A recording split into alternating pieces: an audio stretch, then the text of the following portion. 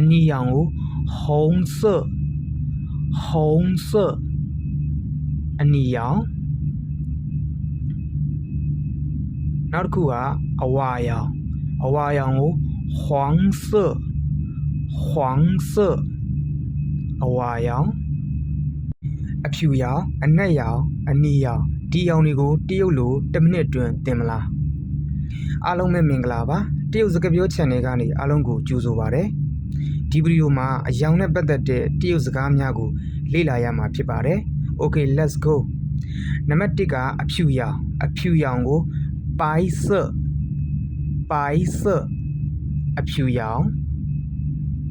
အနက်ရောင်ကို黑色အနက်ရောင်နောက်တစ်ခုကအစိမ်းရောင်ကို绿色အစိမ်းရောင်အနီရောင်ကို红色အနီရောင်နောက်တစ်ခုကအဝါရောင်ကို黄色အဝါရောင်